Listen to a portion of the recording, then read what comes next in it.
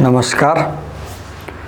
म यहाँ लघु सिद्धान्त कौमुदी को मङ्गलाचरणको श्लोकलाई पढेर आफूले यसको अर्थ लगाएर बुझ्ने प्रयास गर्दैछु।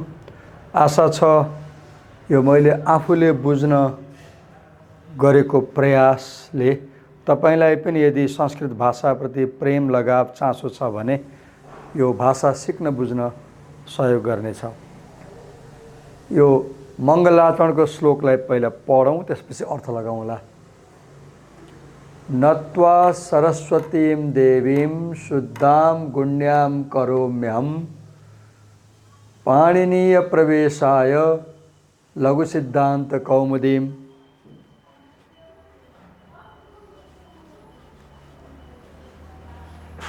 अहम म कर्तृपद सब्जेक्ट अहम भनेर कसले भन्दैछ?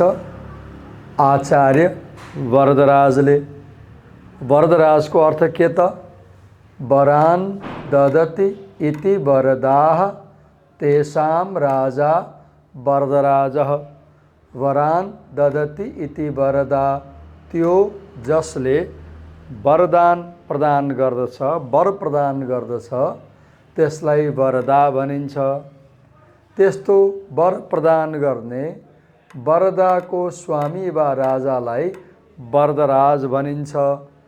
आचार्य वरदराजले, अहम भन्नाले आचार्य, म आचार्य वरदराजले। शुद्धाम भनेको शुद्ध स्वरूपाम, शुद्ध रूप भएकी। कसलाई भनियो त? सरस्वतीलाई। शुद्धाम भनेको शुद्ध स्वरूपाम, शुद्ध रूप भएकी को? सरस्वती। गुण्याम प्रशस्त गुणयुक्ताम, अर्थात् अनेकों गुणले युक्त भएकी सरस्वती। देवीम ज्ञान की अधिष्ठात्री स्वामिनी देवी, वाग्देवता, वाग्देवी, वाणी की देवती सरस्वती, वाणी की देवी सरस्वती, वाणी की देवी, ज्ञान की देवी, ज्ञान की अधिष्ठात्री, ज्ञान की स्वामिनी देवी सरस्वती।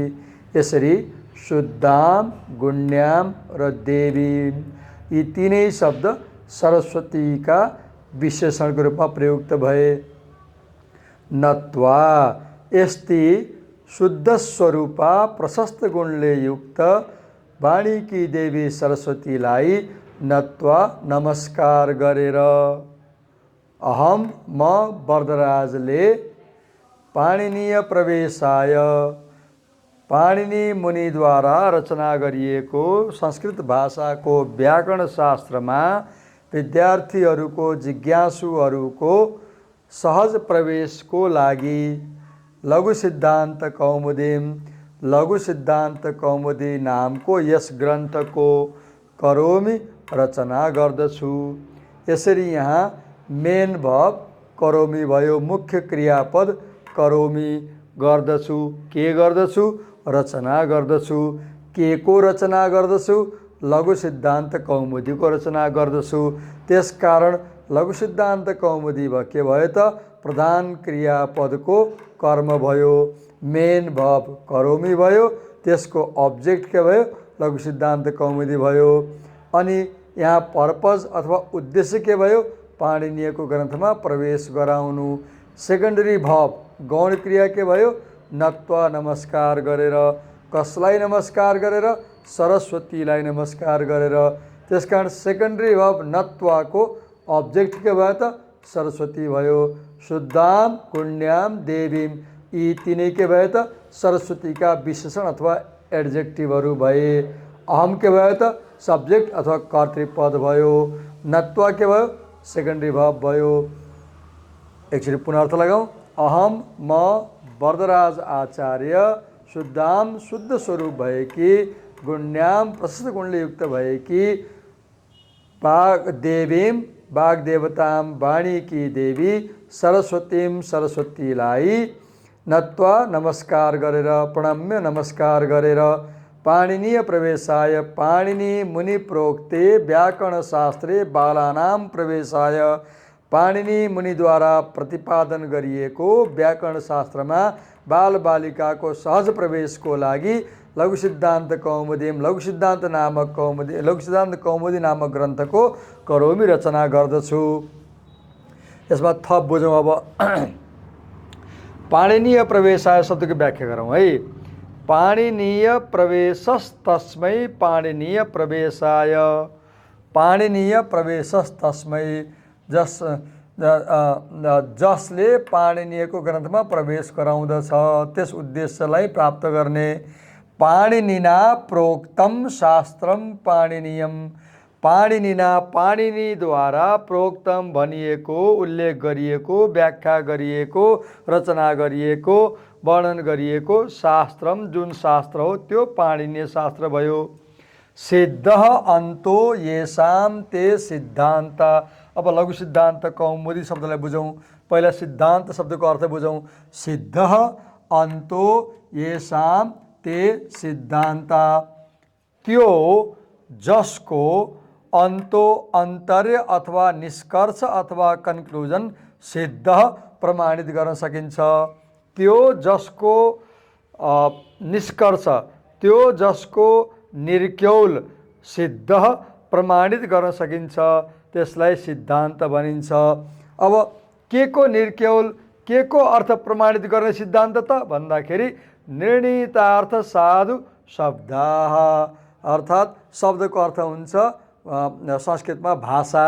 संस्कृत भाषाका शब्दहरूको अर्थलाई प्रमाणित गर्ने सिद्धान्तहरू।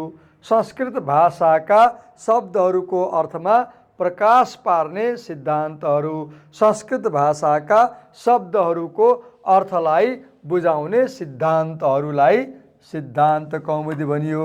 अब कौमुदी शब्दको अर्थ बुझौँ है। कौको अर्थ हुन्छ पृथ्वी। कौमुदीको अर्थ के रहेछ त?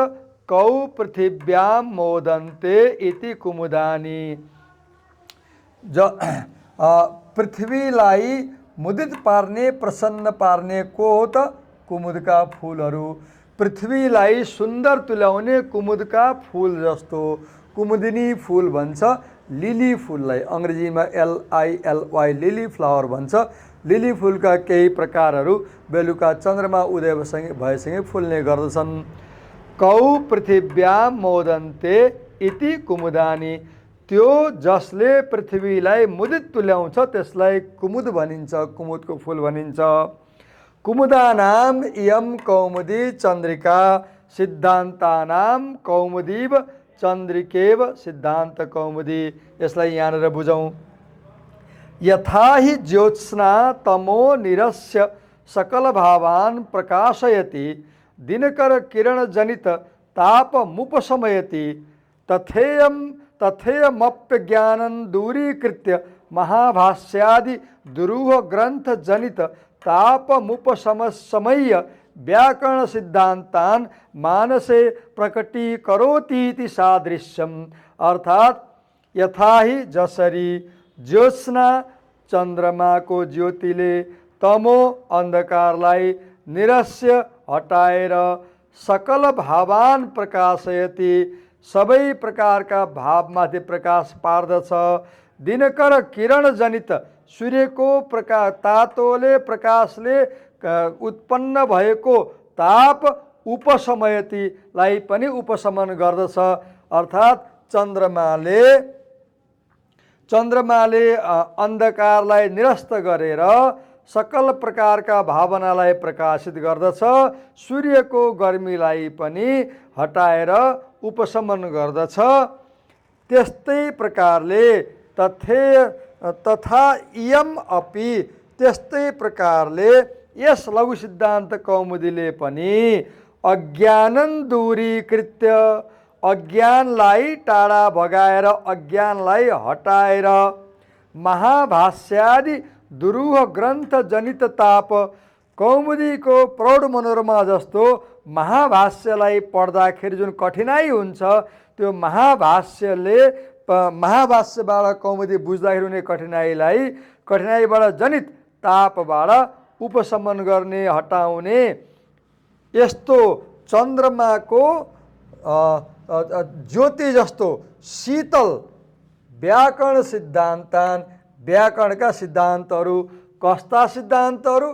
चन्द्रमाको ज्योति जस्ता, जसरी चन्द्रमाको ज्योतिले पृथ्वीलाई प्रकाशित गर्दछ त्यसरी नै यी सिद्धान्तहरूले विद्यार्थीको मानसे प्रकटीकरोति, विद्यार्थीको बुझाइलाई पनि स्पष्ट पार्दछन्। जसरी चन्द्रमाको ज्योतिले पृथ्वीलाई उज्यालो पार्दछ त्यसरी नै यी सिद्धान्तहरूले पनि विद्यार्थीको बुझाइलाई, विद्यार्थीको मानसपटललाई स्पष्ट पार्दछन्। प्रकटीकरोति इति अर्थात् चन्द्रमाको उज्यालो पृथ्वीमा प्रकट भए जस्तै विद्यार्थीको मनमा व्याकरणका सिद्धान्तहरूलाई प्रकट गर्ने जुन शास्त्र हो, जुन पुस्तक हो भनौँ, जुन पुस्तक हो, जुन ग्रन्थ हो, त्यसलाई के भनियो?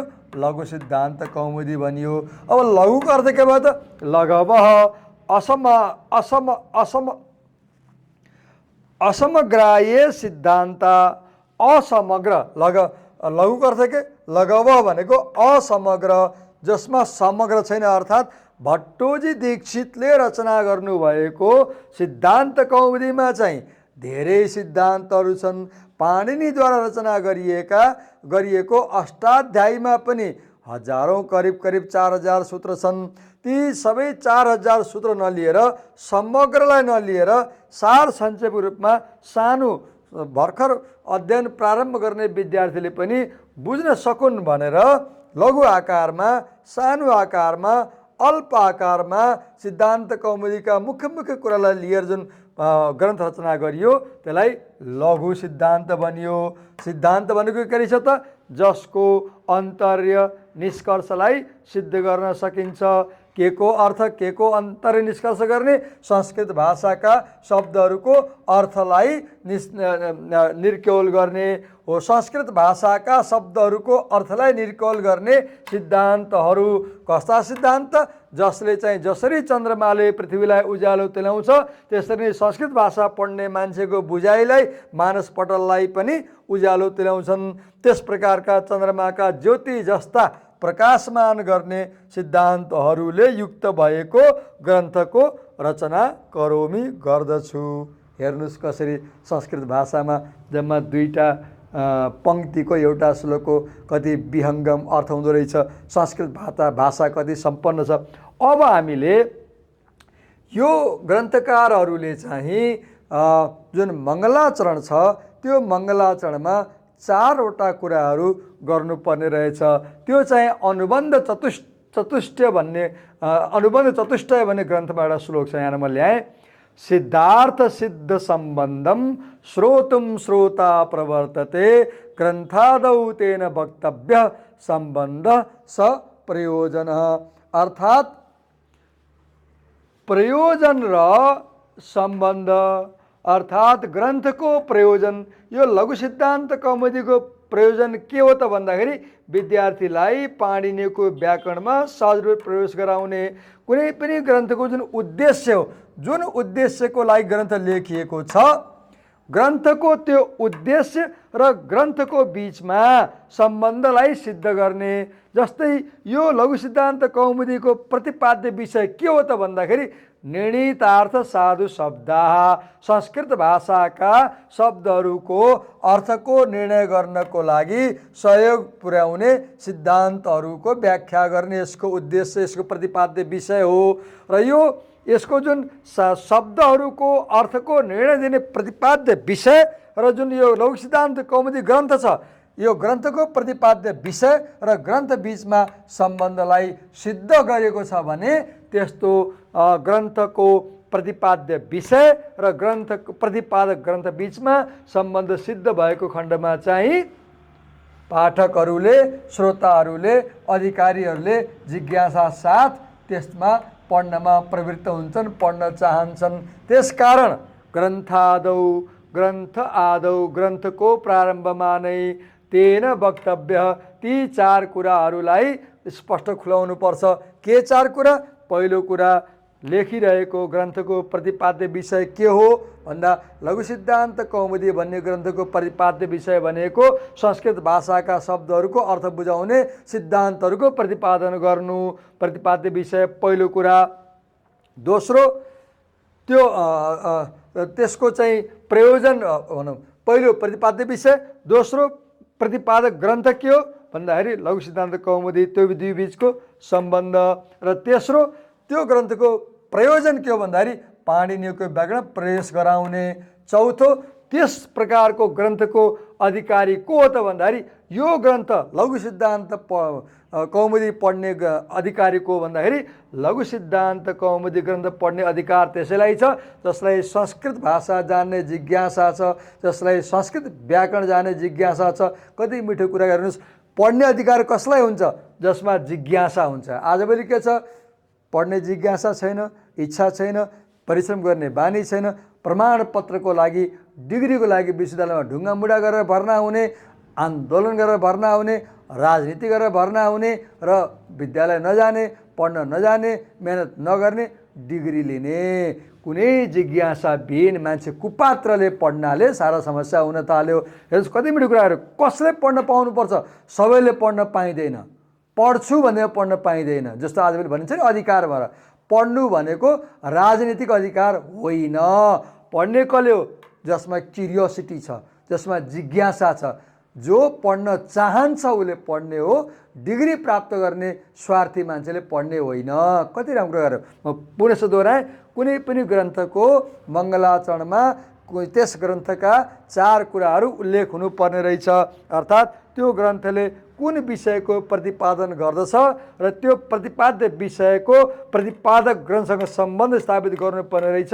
त्यसपछि त्यस ग्रन्थको प्रयोजन उद्देश्य के हो, के को लागि लेखिएको स्पष्ट पार्नुपर्ने रहेछ र त्यसपछि त्यो ग्रन्थ कसले पढ्न पाउँछ, कसले पढ्ने भनेर उल्लेख गर्नुपर्ने रहेछ। जस्तै यो लघु सिद्धान्त कौमुदी लेख्नुको उद्देश्य चाहिँ के रहेछ त? पाणिनीको व्याकरणमा प्रवेश गराउनुको लागि।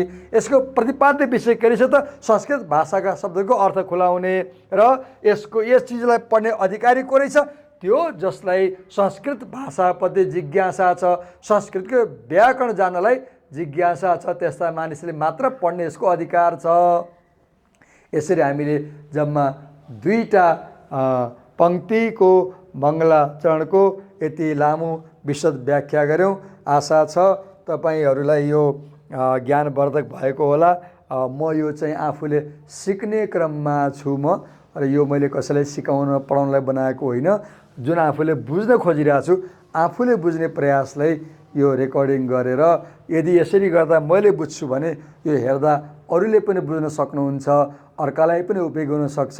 ज्ञान भनेको सर्वसुलभ हुनुपर्छ, निःशुल्क हुनुपर्छ। त्यो ज्ञान प्राप्त गर्न चाहेर जो कोहीले पनि प्राप्त गर्न पाउनुपर्छ भन्ने विचार भएर मैले यसलाई रेकर्ड गरेर मेरो युट्युब च्यानल मार्फत सार्वजनिक गरेको हुँ। हेरिदिनु भएकोमा धन्यवाद। तपाईँको अमूल्य समय खर्चेर हेर्नुभयो धन्यवाद। कुनै टिका टिप्पणी भए लेख्नुहोला। धन्यवाद।